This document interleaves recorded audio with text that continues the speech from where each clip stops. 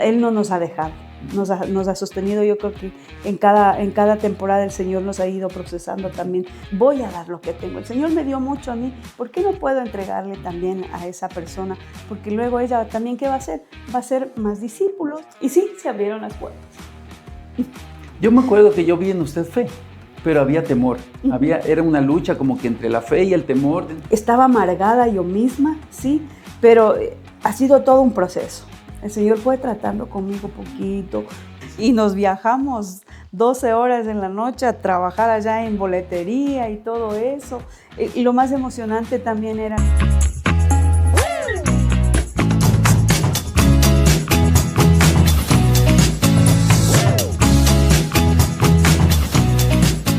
Bienvenidos amigos de Versos Podcast, estamos aquí en nuestro set grabando este episodio y estoy con una súper invitada, con Mary Marcela. Bienvenida, Mary, ¿cómo estamos? Pastor, gracias. Es un honor estar aquí, el poder compartir este tiempo con usted, el de también dar parte de nuestro testimonio de cómo el Señor ha ido transformando nuestra vida. Sí, esa es la idea, poder compartir un poquito sobre lo que Dios hace y cómo Él va transformando nuestras vidas. Y antes de empezar esto, quiero invitarte, suscríbete en YouTube, en Spotify, para que sigas viendo historias de vidas transformadas, de lo que Dios ha hecho en nuestras vidas, historias de la vida real. Mary, ¿cuánto tiempo nos conocemos? Uy, yo creo que los mismos años que usted tiene de casado. De enamorado. Desde de enamorados. De hecho, porque yo recuerdo que usted tenía un local de productos de limpieza. De limpieza, exacto. Me acuerdo, detrás Ajá. del mercado. Y yo recuerdo que una vez fui a llegar allá porque yo tenía una tarjetita para Sarita, porque estaba yo entre tratar en modo conquista. Para los que no saben, Mary es mi cuñada, ¿sí? Mary es la hermana de Sarita, la hermana mayor. Así es. ¿De cuántos hermanitos? De 7 hermanos. ¿La mayor? La mayor. ¿La más responsable? La más responsable. ¿La más enojona? También, y la más guapa, por supuesto. La más guapa. Siempre les molesto con eso a mis hermanos, ¿no? Sí. Y yo recuerdo que fui a dejar una tarjetita, algo, y fui a su local. Y ahí pues me acuerdo que para Sarita, le vi a Sarita porque trabajaba con ustedes, sí. Estaba en la universidad y todo. Y pues desde ahí me acuerdo, es la primera imagen que tengo en su mente de ustedes. Pues después ya la vida continuó, pues, y seguimos en los caminos de la universidad con Sarita, pues, y ha sido un recorrido de bastante tiempo. Este año, de hecho, ya mismo cumplimos 29 años de casado, más 3 de enamorados, o sea, 32 años le conozco a usted. Exactamente, ese es el tiempo que nos conocemos, ¿no? Yo tengo una anécdota ahí, bueno, yo no recuerdo muy bien, pero yo le digo Jimena, ustedes le dicen Sarita, me dice que cuando me ha dicho, ¿qué te parece el Oliver? ¿No? Le digo, parece un buen muchacho, dile que sí. Y entonces, así que gracias, sí. Todo esto es todo lo que está en Versos Podcast, gracias a alguien. Dale. Sí, entra. Sí, esa es una anécdota que tenemos entre las dos, sí, ¿no? Sí, es muy curioso. Pero bueno, la vida ha ido dando vueltas. Yo recuerdo que pues de ahí nos casamos, la vida siguió. No conocíamos del Señor, no conocíamos de Cristo. Y a los 6 años ya de casados, nosotros ya conocimos del Señor y empezó nuestro caminar en Cristo Jesús, y ya es un buen tiempo, ya son 23 años que conocimos a Cristo. Pero recuerdo que en ese momento estábamos en otra iglesia, en otro ministerio. Usted llegó a los caminos del Señor. Cuénteme un poquito cómo empezó ese camino con Dios. Bueno, yo fui como casi la mayoría necia. ¿Sí? Yeah. Necia al llamado del Señor. Hubo muchas invitaciones de parte de Jimena. Ella siempre me invitaba a las reuniones de mujeres y bueno, yo me hacía la loca, le decía, no, sí, voy a ir, pero casi nunca iba, ¿no? Hasta que una vez fui, sí, y igual ahí hay una anécdota que también, ¿no? Yo creo que hay unas pequeñas lagunas mentales de mí que me han hecho, pues, que me presente, ¿no? Y bueno, soy Mary Garzón y soy muy católica. Sí, es uno de los testimonios también, pero ve, el Señor tenía algo diferente para mí. Ajá. Me trajo acá, sí, fui bastante reacia, como muchos le digo, hasta poder llegar a los caminos del Señor, a estar ahí, pero yo creo que el Señor me cuidó siempre. Alrededor mío, aparte de ustedes, yo tenía vecinitos en el lugar que yo residía, pues, y que me hablaban. Había una persona que era testigo de Jehová, me compartió los evangelios, me compartió los 10 mandamientos. Había una persona que era mormona, También me fui a visitar su iglesia, que me llegó acompañándole, pero no porque realmente lo quería, ¿no? Pero siempre hubo personas que ahí estaban ahí cuidándome en una época en donde yo estaba pasando algo difícil. Pero Dios ahí yo creo que estuvo. Todo el tiempo. Y son detalles del amor de Dios, ¿no? Son gestos, yo digo, del amor de Dios, donde nos está trayendo con cuerdas de amor, nos está llamando de una u otra manera. Y yo recuerdo que es muy curioso porque dentro de la vida cristiana a veces lo más difícil de evangelizar, porque hay una promesa de parte del Señor, ¿no? Cree en el Señor Jesucristo y serás salvo tú y toda tu casa. Pero evangelizar a veces a la familia, a los hermanos, a los cuñados, a los suegritos, a los primos, a veces es complicado. Y yo recuerdo que en esa reunión de mujeres, de hecho, las reuniones de mujeres, las reuniones de varones que hay siempre en la iglesia son pretextos y excusas para invitar. Hoy en día, por lo menos, ya es un gran avance, ¿no? Dentro de la iglesia tenemos grupos pequeños, grupos de amistad, pero en ese tiempo no había. No había. No, era reuniones de mujeres en pretexto. Pero es muy curioso que usted llegó, sin embargo, hay una anécdota, porque la persona que usted le consolidó no fuimos nosotros. Exactamente, sí. Jimena fue quien, digamos, plantó la semilla, ¿no? Sí, pero también hay otra cosa importante. Yo creo que para que yo esté aquí fue también mis hijas. ¿Por qué? Porque yo a ellas había en esa época, en el otro ministerio, había los días sábados había algo especial para los niños que se llamaba Club Diositos, y yo les mandaba, yo decía, bueno, vayan ustedes. Sí, vayan ustedes, les decía. Y ellas iban, y como que ellas ya empezaron también a recibir más. A Andrea, la primera, ya estaba más grandecita. Ya empezó, oraba por los alimentos. Sí, y luego más grandecita, y empezó ella a involucrarse en la alabanza, ¿sí? Entonces yo creo que fue eso, entonces verle a ella que estaba ahí involucrándose, entonces hizo que yo también ya vaya un poco más. Y sí, luego hubo una pareja, y en especial una mujer, se llama, ¿puedo decir el nombre? Luisita Chantera. Ella me iba y compartía conmigo, ahí teníamos en esa época, aquí nosotros tenemos la academia, ¿no? Sí. O ella era el discipulado, y ella iba una vez. Era el Proyecto Felipe. El Proyecto Felipe iba una vez todas las semanas. Un día a la semana iba directo a mi casa, y ella me discipuló. Las dos frente a frente con el esposo, lloraban conmigo, reían conmigo, y ella fue la que me afirmó. Y luego ella me animó ya que vaya a la iglesia, pero yo sabía ir después de la alabanza. Sí. ¿Pero por qué?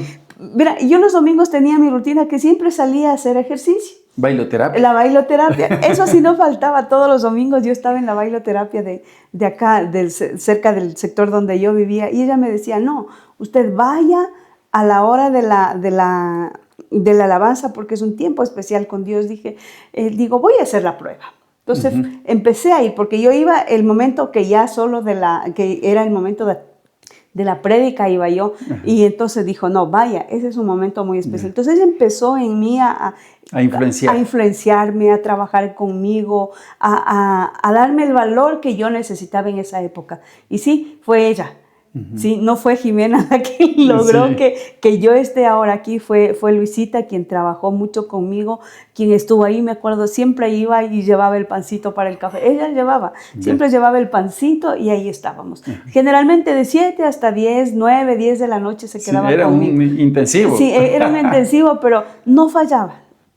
Creo que era miércoles que teníamos, pero todos los días miércoles estaba ahí. Y luego me acuerdo que usted ya empezó a involucrarse de a poquito a poquito. Trabajamos bastante tiempo, ¿no? Sí, trabajamos bastante tiempo. Una anécdota también especial era, creo que, no sé, me acuerdo, era un programa especial que hubo en el otro ministerio, y el pastor me dijo, Mary, salga a animar, salga a estar. La verdad, no sabía que yo tenía ese don.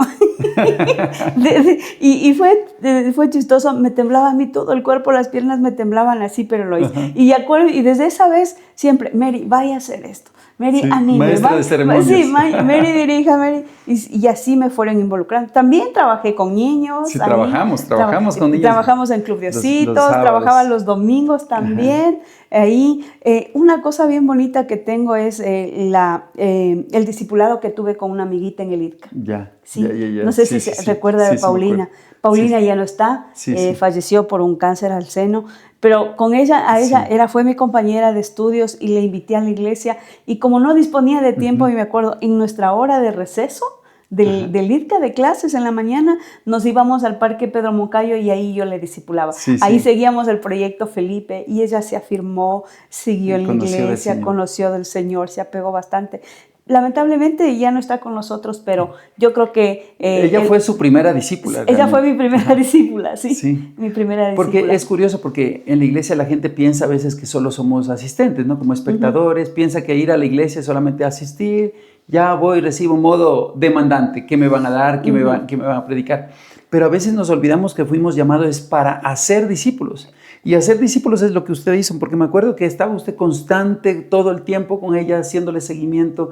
Es como un hijo prácticamente. Claro. Yo creo que fue lo que recibí de Luisita. Cuando ella me discipuló a mí, esa entrega que ella tuvo hacia mí para tenerme, para involucrarme más con el Señor, para que yo mire lo maravilloso que es Él. Entonces, yo creo que eso también pude entregar a alguien más. Yo creo que esa enseñanza de ella fue grande y me enseñó mucho, ¿no? Y eso es lo que le llamamos impartición, ¿no? Porque más que hablar, nosotros damos de lo que somos y de lo que tenemos adentro, ¿no? Y cuando uno se topa con una persona apasionada por Dios, esa pasión se pega y es contagiosa. Pero también cuando tenemos líderes apáticos también, esa apatía o esa religiosidad se pega. Yo creo que eso es la gracia de Dios que pone en las personas, ¿no? Y podemos entregar a los demás. Sentir esa carga especial por aquellas personas que vemos que realmente quieren y tienen una necesidad del Señor, tienen un hambre del Señor. Y uno también ahí, también se siente eso, entonces voy a dar lo que tengo. El Señor me dio mucho a mí, ¿por qué no puedo entregarle también a esa persona? Porque luego ella también, ¿qué va a hacer? Va a ser más discípulos. Va a seguir multiplicando. Multiplicando, ¿y qué vamos a hacer? Vamos a ensanchar la casa del Señor, que para eso es para lo que estamos acá, ¿no? Para ensanchar el reino. Y luego de eso me acuerdo que empezamos nuestros procesos, proyectos que teníamos, hicimos misiones también, eventos, conciertos en algún momento, hemos hecho de todo, hemos viajado, hemos hecho conciertos de niños, con niños también, hemos hecho un montón de cosas. Sí, hemos hecho, pastor, hemos trabajado bastante, como usted dice, un concierto que nos fuimos hasta Santa Elena, allá al concierto, porque éramos los organizadores, ¿no? Y nos viajamos 12 horas en la noche a trabajar allá en boletería y todo eso. Y lo más emocionante también eran los campamentos de los niños. Los campamentos de niños. Qué hermoso que era, yo disfruté mucho. Teníamos que dormir a veces a la intemperie porque la gran cantidad de niños que ellos iban ahí tan emocionados porque ellos pensaban que era solo juego, pero no era solo juego, también era palabra, ver cómo eran ministrados de esos niños. La vez que fue con padres e hijos fue algo espectacular, hermoso, porque había padres que nunca habían tenido una salida como esas con sus hijos, y verles ahí, que se trasnocharon, que se incomodaron, que durmieron en un sleeping o quizá en el piso sin nada y al otro día tener que ir a trabajar, pero disfrutar ese tiempo con sus hijos. Yo creo que es el mejor trabajo que uno se puede hacer para las personas, ¿no? Poder entregar, como le dije hace un momento, lo que Dios a mí me ha dado. A mí me dio compasión, a mí me dio amor y misericordia. Entonces, lo mismo yo poder entregar a las demás personas. Y es curioso porque pasamos con nuestras hijas. Sí. Y es muy, muy curioso porque nuestras hijas, sus hijas y mis hijas son contemporáneas, son las primas, ¿no? De toda la vida, y siempre ha habido esa cercanía. Para mí han sido muy especiales mis sobrinas. Y esos campamentos pasé yo con mis hijas y mis sobrinas, y usted también con sus hijas y sus sobrinos. Entonces fue lindo eso de compartir y ver crecer a nuestras hijas, de ser niñas chiquitas, porque me recuerdo mi hija mayor tenía 5 años cuando llegamos a los caminos del Señor, y ver toda la trayectoria de la infancia y la adolescencia, prácticamente hasta el colegio. Pasar junto con ellas es algo muy agradable, realmente, poder disfrutar el ministerio y hacer familia al mismo tiempo. Porque la iglesia se construye muchas memorias. Yo no sé si en la iglesia tantas fotos y tantas... Yo tengo un disco duro llenito de fotos completamente de todo lo que hemos pasado de nuestras hijas prácticamente, y ha sido un tiempo muy, muy especial. Usted es una mujer muy valiente y muy guerrera, porque como madre cabeza de hogar... logró también formar y educar a sus hijas también, los principios, los valores también, y lograr llevarlas a la universidad, porque eso es un hecho que fue muy, muy importante. Y Y yo quisiera que nos comparta cómo fue ese proceso de tener a sus 2 hijas en otra ciudad, en Quito, estudiando en una universidad privada y usted como cabeza de hogar. Porque seguramente hay madres cabeza de hogar que también, o padres cabeza de hogar también, que están educando de pronto solos, ¿sí? O manteniendo solos a sus hijos para levantarlos. Cuéntenos un poquito de ese testimonio. Sí, fue bastante, ¿cómo le diré? Fue una prueba bastante fuerte. Cuando ya le tocó a Andreita ir a la universidad, ella se preparó para dar las pruebas en la Universidad Católica, así lo hizo, porque su anhelo era ingresar allá. Yo todavía no sabía de valores. Aprobó ahí, yo mismo me fui a verificar que salió aprobada y luego pues ya me acerqué a averiguar cuánto me costaba el semestre. Entonces, el semestre era un valor alto, pero aplicando ciertos beneficios, yo podía tener un valor menor. Pero sin embargo, yo me acobardé la primera vez. Y le dije, no, que yo no podía, no estaba en las capacidades de que ella vaya a esa universidad. E ingresó a la Universidad Central, a una carrera que poco le agradaba. Estuvo año y medio ahí y luego me dijo, no mami, esto no es para mí. Entonces yo me voy a estudiar a la Católica. Le dije, bueno, pues, y para eso usted habló conmigo, me aconsejó, yo creo que me jaló las orejas y me dijo, usted puede. Entonces dije, si él me dice que sí puede, el pastor me dice que sí puede, entonces sí voy a poder. Sí, entonces rindió nuevamente. Ella se preparó primero ese mes intensamente, ella misma se preparó para las pruebas nuevamente, aprobó, fue y pues ya empezaba el otro proceso, ¿no? De ver cuánto nos cuesta. Un semestre alrededor de 4.500 en la Universidad Católica en Quito. Vi a qué podía yo acceder como madre cabeza de hogar, qué beneficios, si puedo obtener becas y bueno, y empezamos el proceso. Y no teníamos un centavo, pastor. Así literal. Y yo no podía hacer préstamos y ahora, ¿cómo hacemos? Ya teníamos una semana y me acuerdo que en el otro ministerio fue una tarde teníamos oración y yo ahí lloré. Y sí, se abrieron las puertas. Yo me acuerdo que yo vi en usted fe, pero había temor. Era una lucha como que entre la fe y el temor dentro de usted. Porque yo me acuerdo que es como que Dios nos inspira y nos llama como pastores y líderes y vemos algo en las personas y me acuerdo y digo, no, usted sí puede, sí lo va a lograr, allá tiene que ir. Me acuerdo que fue como que un usted desafío. Usted como que me inyectó algo ahí. Fe. Sí, exactamente. Y bueno, y no teníamos, ya le digo, no teníamos así. Ya teníamos una semana que pagar el semestre, no teníamos. Entonces fui de cooperativa en cooperativa y me decían que no, que tengo que esperar 3 meses. Y le dije, Andreita, vamos a hacer una cosa, la libreta de ahorros vamos a abrir a tu nombre. A mi nombre no me dan. Ya. Le digo, vamos. Y la última opción fue una institución aquí en Ibarra. Y fuimos y nos dicen, sí, usted abre y ya puede presentar. Pero ya era el tiempo límite. Sí. El viernes teníamos que ya matricular y yo lunes fui ahí que era nuestra última opción porque decía, ¿y ahora cómo? Entonces fuimos ahí, abrimos la libreta de ahorros a nombre de ella. Tiene que hacer este curso un día, algo así. Buscamos la garantía y todo eso.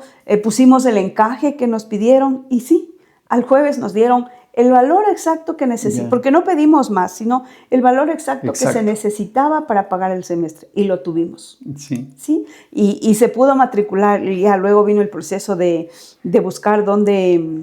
Claro, la vivienda. Bueno, ya la vivienda ya teníamos, porque ya fue un año y medio antes que fue a Quito, ya teníamos eso. Y como compartíamos con otra compañerita de Andrea y otra hijita de una amiga también que estaba en el ministerio, entonces eso sí teníamos ahí, entonces se retomó nuevamente y fue el cambio diferente para ella también, porque ella se sentía frustrada en la otra universidad, porque no era lo suyo. Claro, no era lo suyo, porque era ingeniería en diseño industrial. Sí, en diseño industrial. Y ella era una muy buena estudiante, le puedo decir muy buena estudiante, pero no era lo suyo.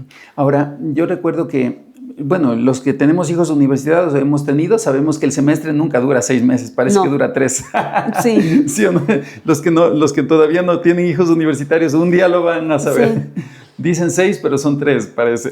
Al cuarto mes, mami, ya estoy terminando, ya es la matrícula. ¡Wow! Pero si apenas saqué para entonces, bueno, pues tocó recurrir a que nos faciliten tarjetas de crédito, ir pagando. Era una lucha semestre tras semestre, me acuerdo, porque nosotros vimos de cerca todo ese proceso, pero yo me acuerdo que ella tomó beca deportiva, me acuerdo. Ella también tomó, aparte de que teníamos el beneficio económico, ¿no? Sí. Porque yo hice el proceso necesario que me solicitaron para llegar a la calificación más baja dentro de lo que es dentro de la calificación de la universidad, para que me puedan dar a la mitad. De ahí ella se ingresó también al club deportivo de vóley, sin saber, no sabía ni coger la pelota, pero ella estaba ahí, también se esforzó mucho.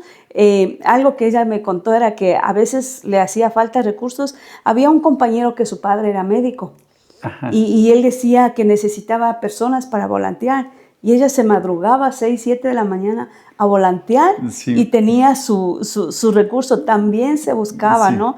Luego pudo también trabajar en admisiones, me parece, en la universidad le dieron esa oportunidad y tuvo que sacar su RUC para poder cobrar, pero ya, mientras trabajaba, también ya tenía sus ingresos para sus necesidades, porque yo ya estaba pagando lo que es la colegiatura, digamos, arriendo también, la parte de lo que es alimentación, el papá le ayudaba un poco, pero yo era la que estaba asumiendo los mayores gastos. Entonces a veces yo no tenía para todo lo que ellas necesitaban, pero ellas se buscaban, se buscaban. O sea que sí hay cómo. Sí hay cómo. También tengo algo bonito, me ofrendaron un semestre. Dios es bueno, Dios es bueno, Dios suple de donde uno menos lo espera, siempre vendrá la provisión. Y yo me acuerdo que después vino la segunda, vino Belén. Uy, sí. ¿A cuánto tiempo? A los 3 años más o menos. Vino, ya le tocaba a Belén, y también le dije, o sea, tenían que tener las mismas, lo mismo que le di a la una tenía que tener la otra. Sí, si ella estaba en la católica, la otra también tenía que estar ahí, o en una universidad al mismo nivel, ¿no? Porque se merecían lo mismo.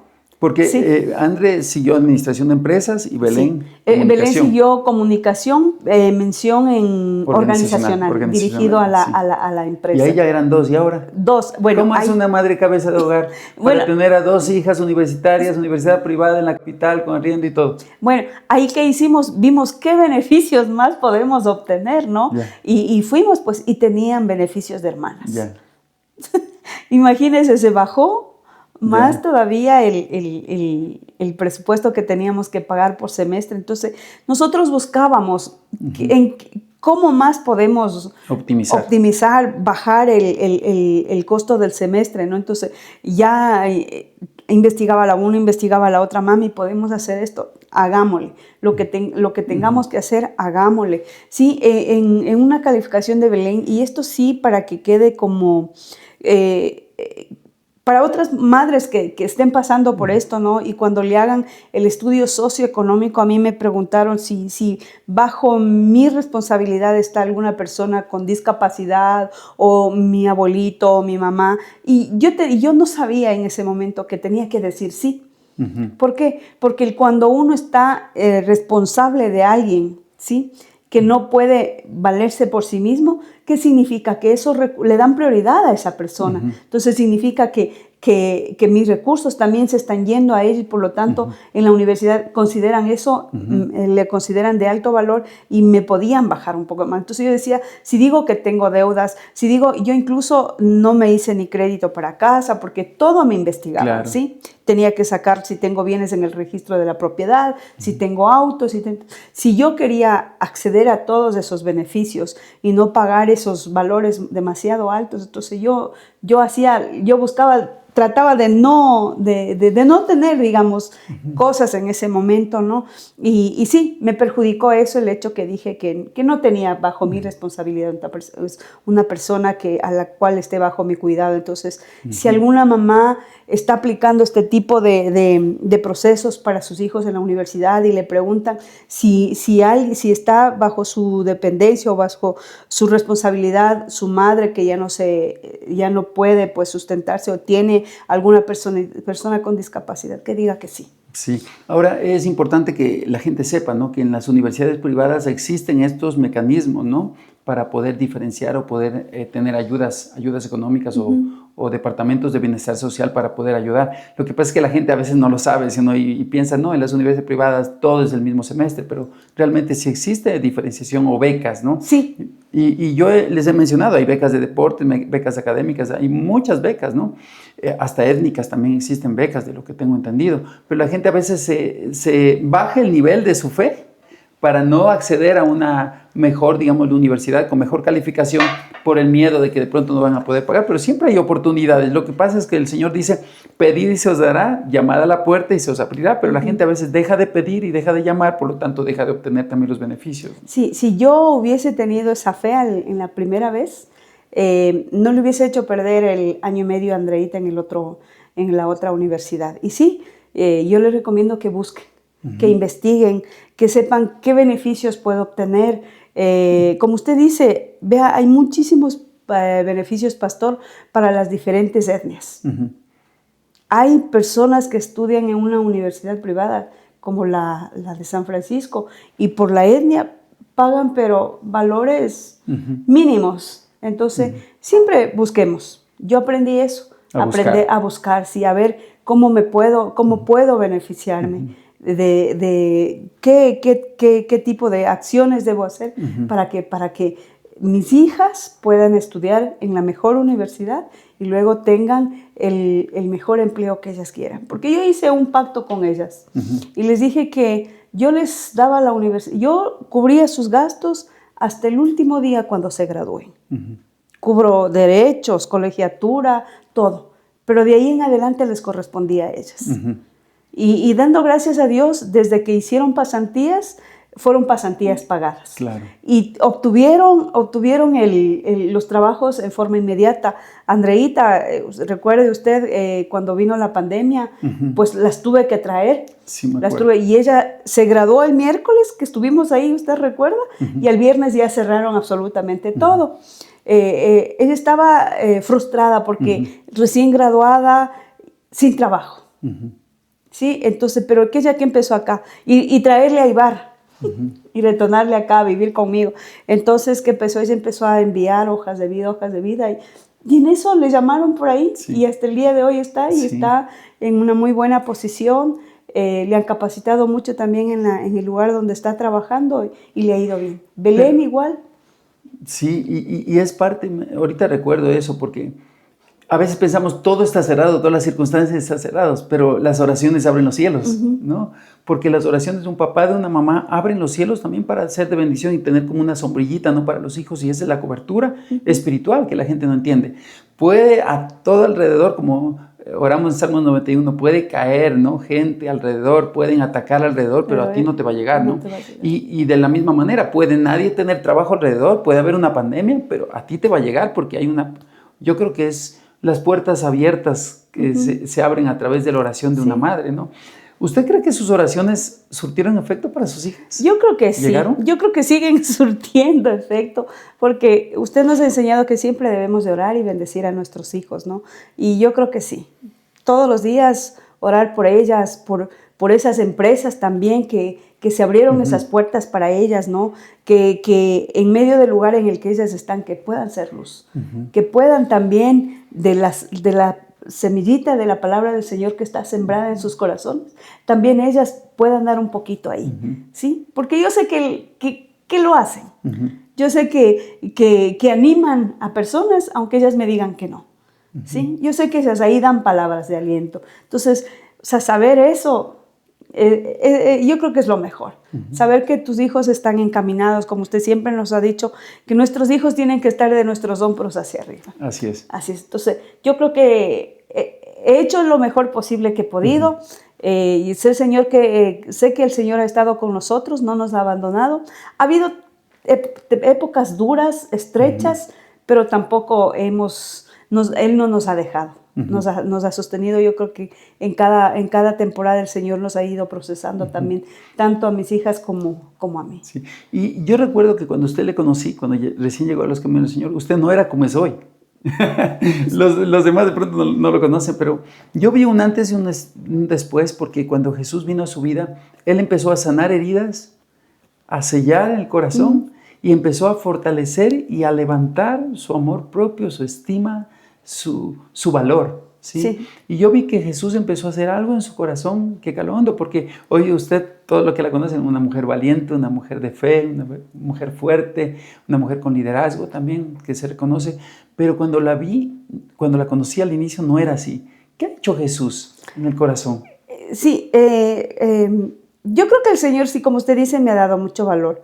Me dio esa identidad de hija, ¿sí? Él me dijo, o sea, eres mi hija. Sí, no debes de estar en esas circunstancias, como usted bien dice, pasé una época dura donde mi corazón sí estaba lleno de rabia, lleno de rencor, estaba dolido, estaba amargada yo misma, sí, pero ha sido todo un proceso. El Señor fue tratando conmigo poquito, y sí, ha cambiado mucho en mí, muchísimo en mí de la persona que era antes, a la que ahora usted ve, ¿no? Diferente.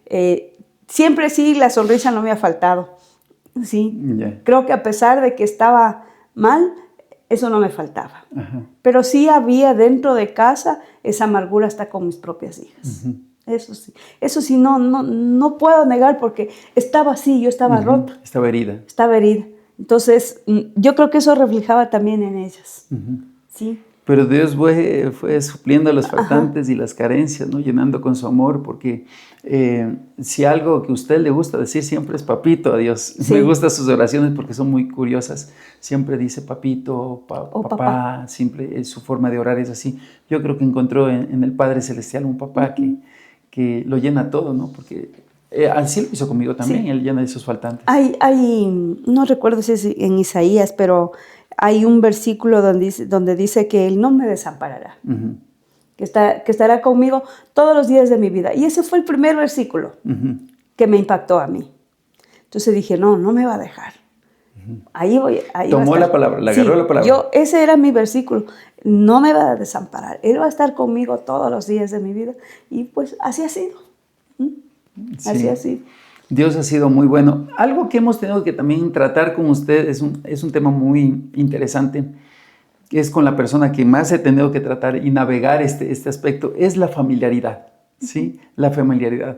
La familiaridad a veces puede ser compleja. Nos ha tocado nosotros navegar por ese mar, porque usted es mi cuñada y hermana, obviamente, de mi esposa, pero también fuimos sus jefes en la empresa que tenemos, la empresa textil, y también sus pastores.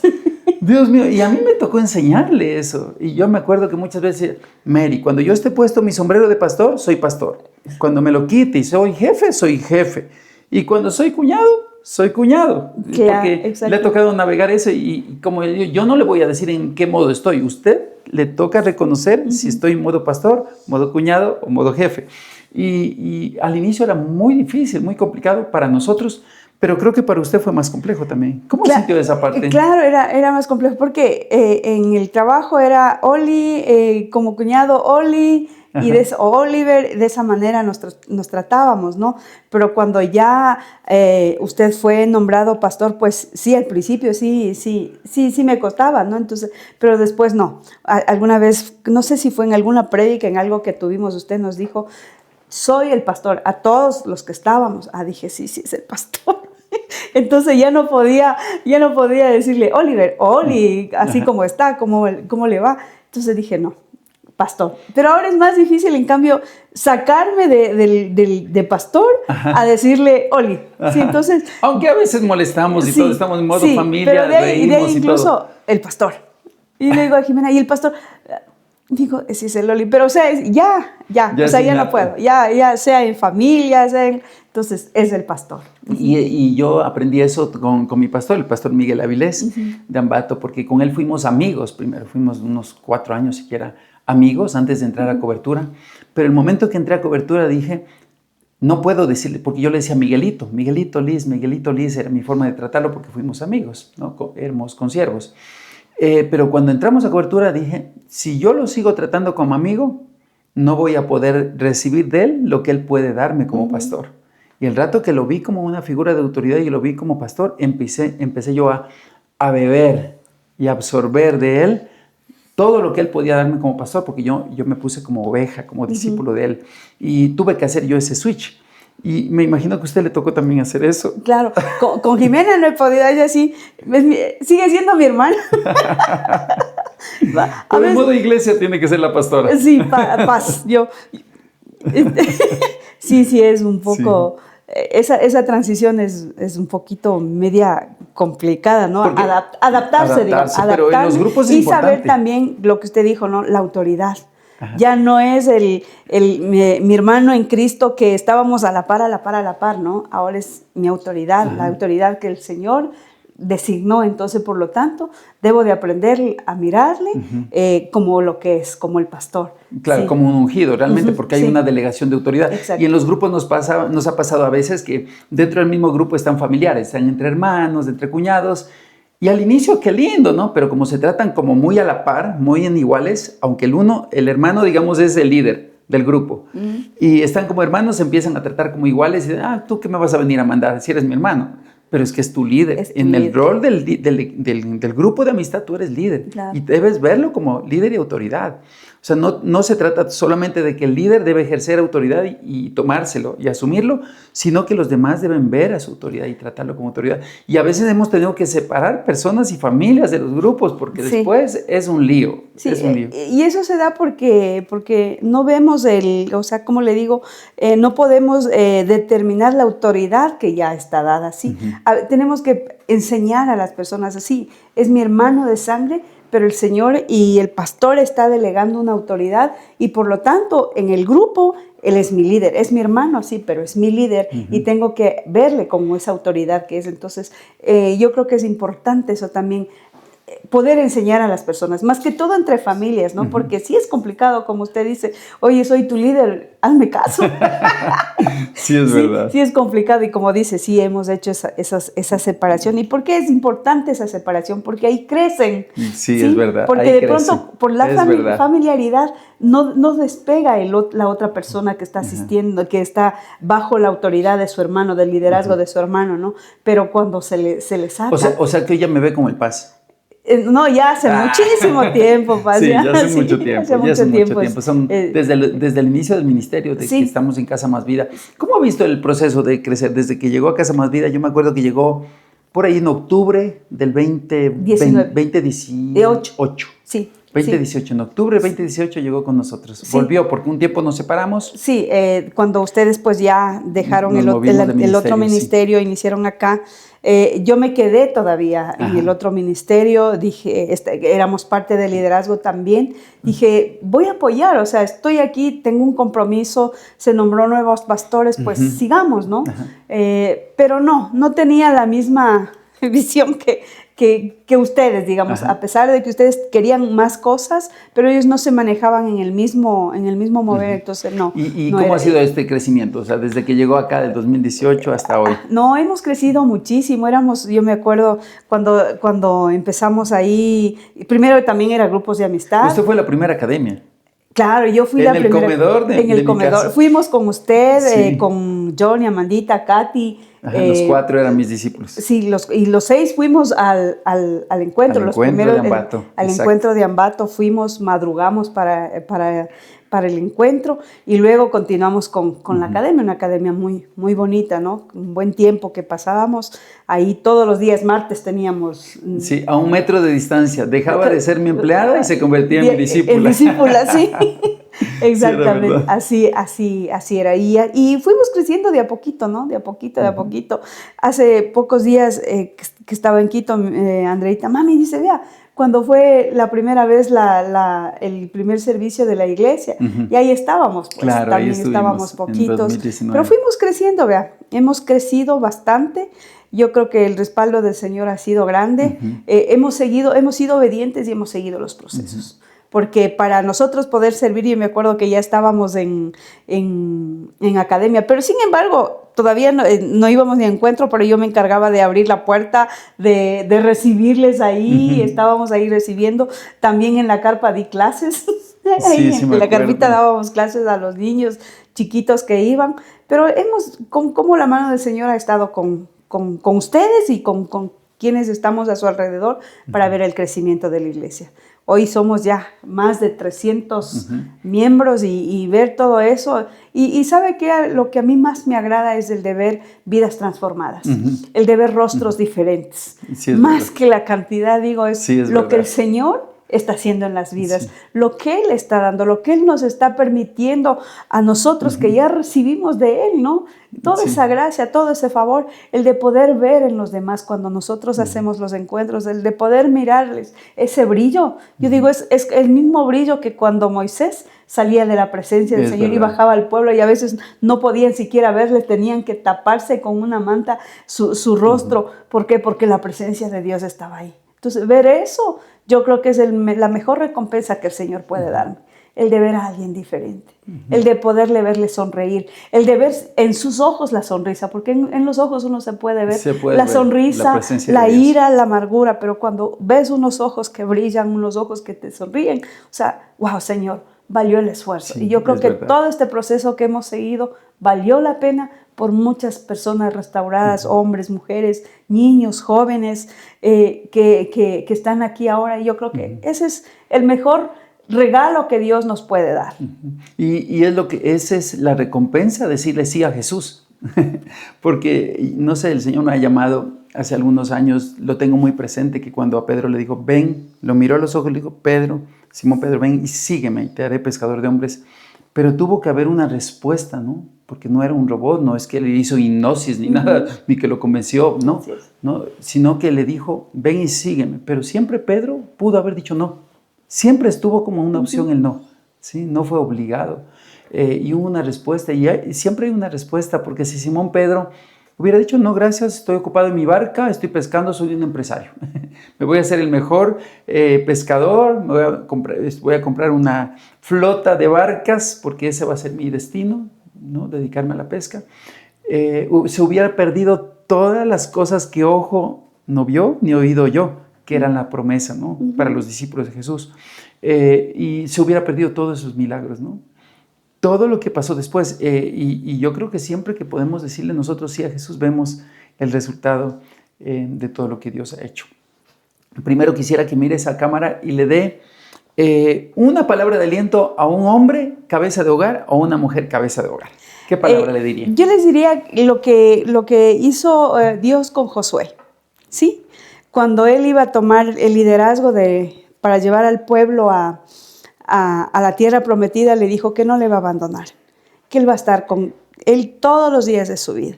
Y eso es mi palabra para cada uno de ustedes, así como lo hizo conmigo, que no me ha dejado, que he pasado pruebas, he resistido, pero él me ha levantado y no me dejó y estará conmigo todos los días de mi vida. Eso también es para las demás personas. El Señor estará con ustedes todos los días, en todo tiempo y en todo momento, y Él será el que les va a sostener y les va a levantar y les va a llevar por el camino que el Señor tiene ya designado para cada uno de ustedes. Muy bien, vamos a hacer el jueguito de palabras que les gusta. Okay. Palabrita sorpresa. Voy a decir una palabrita y usted me dice alrededor de eso un poquito qué es lo que significa. ¿Listo? Bueno, heladitos de crema. Ay, no. Heladitos de crema, una buena época, dulce. Esfuerzo también, mucho sacrificio. ¿Y provisión? Provisión. Un Dios que no me dejó, que siempre estuvo ahí. Andrea. Andrea. Andrea fue la primera, la anhelada, la esperada. ¿Sí? Sí. Belén. La consentida. Belén, la consentida. Sí. Sí. Yo recuerdo en ese momento que hay momentos en la vida en los que pasamos desiertos. ¿Qué es un desierto para usted? Un desierto, digamos, donde si lo vemos en forma material, un lugar seco, un lugar árido, un lugar donde quizás no hay provisión, no hay agua, pero hay un Dios que te va a dar, ¿sí? Hay el Dios que está ahí, así como el pueblo de Israel lo atravesó por todo ese tiempo, pero jamás le dejó de dar el maná, jamás hizo falta el agua, jamás hizo falta de la carne. Y hay una tendencia humana a quejarnos en los desiertos y en las pruebas, ¿no? Porque el desierto siempre es un lugar de prueba. Sí. Pero es un lugar de presencia de Dios también, porque en los desiertos no hay el ruido de la ciudad, el ruido de la gente. La voz de Dios es más audible. Y yo he visto que usted ha atravesado por muchos desiertos, muchas pruebas, muchas situaciones difíciles, pero siempre he visto a un Dios Padre que ha estado sobre usted y ha sido un Dios que le ha fortalecido en todo tiempo. Y eso puede ver una mujer que pasó por el desierto y aún en medio de las pruebas Dios ha estado ahí. ¿Esta última cirugía de sus ojitos ha sido un desierto o no? Uy, sí. Creo que ha sido el más fuerte para mí. No, ni siquiera la provisión ha sido tanto, pero ver afectada mi salud en mis 55 años fue mi primera cirugía. Pensé que no era algo tan complicado realmente. Pensé que salía de la cirugía y iba a continuar con mi vida normal. Mi vida ha dado un giro de 180 grados, ha cambiado todo. Y sí, ¿qué le digo? Al inicio estuve muy bajoneada. No quería nada. Sí, fue un tiempo difícil. Sí. Sí, ¿pero Dios habló? Sí. ¿Qué dijo Dios? Fue con ustedes, con su primera visita. Yo me sentía frustrada porque yo no vi avance en mi ojo. Yo seguía mirando lo mismo, las consultas a diario, pero nada. Y ustedes me visitaron un día. Y, perdón. ¿Y qué dijo el Señor a través de estos vasos de barro? Bueno, ¿qué me dijo? Usted me dijo algo. Usted tiene que ser paciente y humilde. Deje el orgullo, me dijo. Porque yo pensaba que podía, pero no pude. ¿Fue dura la palabra? Sí. Sí. Y lo más chistoso es que al otro día ya no veía lo que miraba en mi ojo. Claro que me hicieron una nueva cirugía, pero esa fue la que usted me dijo eso. Y dos personas que estuvieron ahí animándome siempre. Sí. Dios es bueno. Si uno fuera un poco más consciente de la presencia de Dios en los desiertos, escucharía más claro. Lo digo porque también he pasado desiertos. Y los desiertos son oro puro. Valen más que el oro. En Oseas dice, la llevaré al desierto y le enseñaré a que se vuelva a enamorar de mí. Se refería a su mujer, ¿no? Se refería al pueblo de Israel, ¿no? Pero es necesario muchas veces ser llevados al desierto para volver a enamorarnos del Señor. Sí, pasé casi un mes, no me conecté a la oración. Como le digo, no quería nada. Y dije un día no. Le dije a la líder, ¿sabe qué? Desde tal día yo ya me incorporo. Y sí, me levantaba a las 5 de la mañana a la oración, como lo hacía antes, y continué. Dije, no tengo que seguir. Y sí, yo creo que el Señor me habló a través de sueños, 2 sueños especiales que me dio. Y dije, no, esto no es normal. Decía, porque nunca he soñado eso. Pero era Él. Su presencia. Era Él, sí, el que me decía eso. Sí, y Andrea y Belén fueron las que me sujetaron ese tiempo. Sí, porque para mí era nuevo esto. Realmente nuevo. He pasado de desiertos quizá de escasez y eso, pero dentro de mi salud no. Y para mí fue completamente nuevo. Y no pude. Me di cuenta que no era tolerante al dolor para nada. Ahora sé cómo se sienten las personas cuando están enfermas. Porque uno se va, se anima, se levanta, pero no es lo mismo estar en sus zapatos. Así es. Pero cuando estás en esos zapatos, yo sé que, y muchas personas de acá de la iglesia me mensajeaban, me llamaban. Yo trataba de decirles, no, estoy mejor, pero no era así. No echa la dura. Echa la dura, sí. Yo quería reflejar algo diferente. Y es curioso, yo me acuerdo que le dije, hay tiempos en los cuales uno sostiene a otros, da a otros, anima a otros, porque usted siempre ha sido con ese ánimo, ¿no? Y esa alegría y ese gozo. Pero hay tiempos donde uno tiene que ser humilde para reconocer que no podemos y que necesitamos ser sostenidos de otras personas, y es necesario también. Y en un momento usted acogió, abrazó, ¿sí? Dio de lactar también a sus nenas chiquitas. Cuando fueron chiquitas las sostuvo, las animó, las levantó cuando se remellaron, las llevó al hospital, las curó, las cuidó, sus fiebres, qué sé yo, con los hijos. Ahora llegó el turno en que se dio la vuelta el papel, ¿no? Y fueron ellas las que le cuidaron y levantaron. Pero yo creo que es parte de los procesos de Dios también sobre nuestras vidas. Y más bien yo quiero es animarla a seguir haciendo lo que Dios lo que nos gusta hacer, y es hacer discípulos, porque la obra no tiene que detenerse, tenemos que seguir haciendo. Las puertas del infierno no van a, ninguna enfermedad, nada va a detener, va a impedir que sigamos haciendo lo que nos gusta hacer, y me alegro mucho que ya está aquí. Sí, no sabe el gusto cuando regresé después de 2 meses a la iglesia. Sí. Yo seguía todo a través de las redes sociales, todo servicio. No pude estar 2 veces se me frustró la venida. Sí, acá Ibarra no pude estar en el aniversario. Esa palabra que me envió también el profeta estuvo muy linda. Que se haya acordado de mí, o sea, qué bonito. Y no sabe la alegría cuando vine ya va a ser casi como 10, 12 días que ya vine acá, estar en la casa de Dios, estar en ese lugar seguro. Te llena. Sí, llena mucho, definitivamente. Si hay algo que uno no debe perder es el amor por Dios y el amor por su casa. Sí. Porque en su casa está su presencia. Y es algo que yo le escuché a un pastor de una iglesia muy grande, dijo: yo, si algún día he de morir, yo quiero morir, pero en la casa de Dios. Y a mí me golpeó mucho mi corazón, porque no lo había pensado de esa manera. Yo decía, porque he amado tu casa, decía este pastor, y yo dije, wow, sí. Si un día el Señor nos va a llevar, que sea haciendo su obra y haciendo lo que nos gusta. Bueno, y para pasar de lágrimas a risa, ya con esto vamos finalizando ya. Hay algo muy curioso que pasó, porque usted ya reveló su edad, que conste, ya dijo 55. Sí, ya yo tengo 52. No tengo, o sea, usted me lleva siempre por 3 añitos antes. Toda la vida lo voy a llevar por 3 años. Sí, pero yo siempre he sido muy molestoso con la edad con usted, ¿no? ¿Ya? Y siempre, cuando ya iba a cumplir 50, yo me acuerdo, 50, 5º piso, y ahí molestaba. Pero hay algo curioso, una anécdota, cuando yo cumplí mis 50, cuénteles un poquito. Así es, yo me acuerdo cuando usted me dijo, ya Mary, el 5º piso, 50, espérese nomás, en poquito tiempo le toca a usted también. Entonces, yo sí estaba pendiente, y eso era 3 años antes, ¿no? 3 años antes. Entonces, yo estaba pendiente de cuando usted cumpla 50 años. ¿Y qué hice? Esperé que sea la medianoche del 7 de marzo, cuando cumplió 50 años. ¡Feliz cumpleaños y bienvenido! ¿A qué? Al 5º piso. Y yo dije, la venganza nunca es buena, mata el alma y la envenena. Así es. Así. Pero Dios es bueno. Ha sido lindo. Pero lo importante es que siempre usted me va ganando por 3 más. Sí.